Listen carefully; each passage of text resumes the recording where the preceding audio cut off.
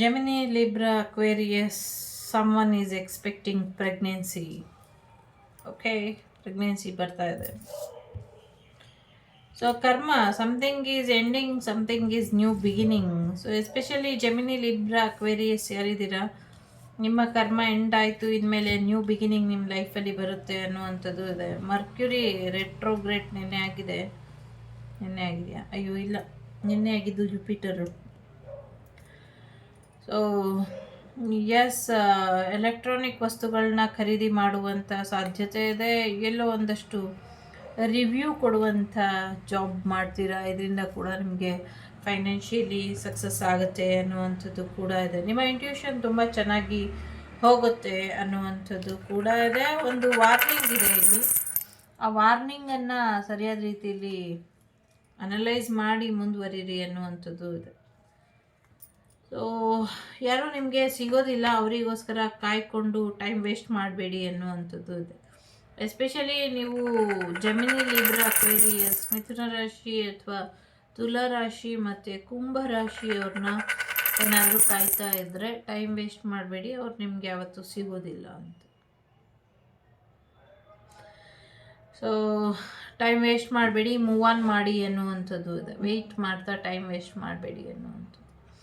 ಕೆಲವ್ರಿಗೆ ನೀವು ಇದ್ದಂಥ ಜಾಗದ ಋಣ ತೀರ್ತು ಈಗ ಹೊಸ ಜಾಗಕ್ಕೆ ಹೋಗೋಕ್ಕೆ ರೆಡಿಯಾಗಿ ಅನ್ನುವಂಥದ್ದು ಇದೆ. ಕೆಲವರು ನಿಮ್ಮ ಪಾರ್ಟ್ನರ್ ಜೊತೆ ಬೇರೆ ಮನೆಗೆ ಹೋಗುವಂಥ ಸಾಧ್ಯತೆ ಇದೆ. ಇನ್ನು ಕೆಲವರು ಅವ್ರದ್ದೇ ಆದ ಮನೆಗೆ ಶಿಫ್ಟ್ ಆಗುವಂಥ ಸಾಧ್ಯತೆಗಳು ಕೂಡ ಇದೆ. ಕ್ಯಾನ್ಸರ್, ಸ್ಕಾರ್ಪಿಯೋ, ಪೈಸಿಸ್, ಸ್ವಲ್ಪ ಹುಷಾರಾಗಿರಿ ಇವರಿಂದ ಅನ್ನುವಂಥದ್ದು ಇದೆ.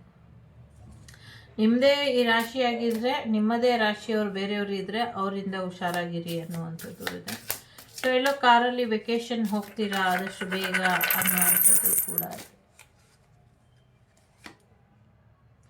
Luck is on your side. Yes, ಏನನ್ಕೊಂಡ್ರು ಎಸ್ ಆಗುತ್ತೆ, ಯಾಕೆಂದರೆ ಅದೃಷ್ಟ ನಿಮ್ಮ ಪಕ್ಷದಲ್ಲಿ ಇದೆ. ಗಾರ್ಡಿಯನ್ ಏಂಜಲ್ ಇದ್ದಾರೆ, ಅವರು ನಿಮಗೆ ಪ್ರೊಟೆಕ್ಷನನ್ನು ಕೊಡ್ತಿದ್ದಾರೆ. ಮ್ಯಾನಿಫೆಸ್ಟ್ ಮಾಡಿ, ನಿಮಗೆ ಎಕ್ಸಾಕ್ಟ್ಲಿ ಏನು ಬೇಕು ಅನ್ನೋದು ಫಸ್ಟು ಡಿಸೈಡ್ ಮಾಡಿ ಅನ್ನುವಂಥದ್ದು.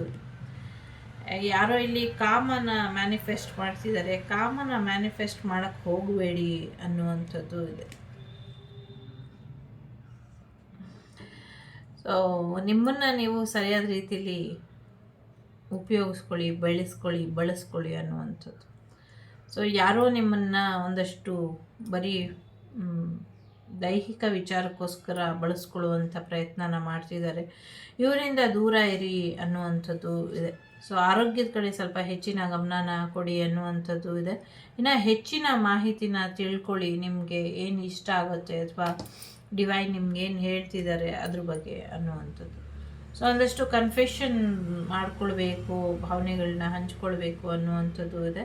ಸೊ ಯಾರೋ ನಿಮ್ಗೇನೋ ಹೇಳ್ತಾರೆ, ದೂರದ ಒಂದು ವಿಚಾರನ ಅನ್ನುವಂಥದ್ದು ಕೂಡ ಇದೆ.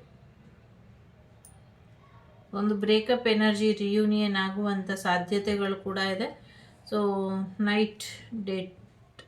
ಡೇಟ್ ನೈಟಿಗೆ ಹೋಗುವಂಥ ಸಾಧ್ಯತೆಗಳು ಕೂಡ ಇದೆ. ಸೊ ಆ್ಯಕ್ಚುಲಿ ಇಲ್ಲಿ ಒಂದು ಸ್ವಲ್ಪ ಹುಷಾರಾಗಿದ್ದರೆ ಬೆಟರ್. ನಿಮ್ಮ ಎಕ್ಸ್ ವಾಪಸ್ ಬರ್ತಾರೆ ಅನ್ನುವಂಥದ್ದು ಇದೆ. ಜೊತೆಗೆ ಹನಿಮೂನ್ಗೆ ಹೋಗುವಂಥ ಸಾಧ್ಯತೆಗಳು ಕೂಡ ಇದೆ. ಸೊ ಎಸ್, ಹೆಚ್ಚು ಇಲ್ಲಿ ಫಿಸಿಕಲ್ ರಿಲೇಷನ್ಶಿಪ್ ಎನರ್ಜಿನೇ ಇರೋದ್ರಿಂದ ಸೊ ನಿಮ್ಮ ಪಾರ್ಟ್ನರ್ ಫುಲ್ ಆಫ್ ರೊಮ್ಯಾನ್ಸ್ ಮೂಡಲ್ಲಿ ಇದ್ದಾರೆ. ಸೊ ನಿಮ್ಮ ಪಾರ್ಟ್ನರ್ ರೊಮ್ಯಾನ್ಸ್ ಮೂಡಲ್ಲಿ ಇರೋದ್ರಿಂದ ಸ್ವಲ್ಪ ಹುಷಾರಾಗಿ, ಬಿಫೋರ್ ಮ್ಯಾರೇಜ್ ಪ್ರೆಗ್ನೆನ್ಸಿ ಬರುವಂಥ ಸಾಧ್ಯತೆಗಳು ಕೂಡ ಇದೆ.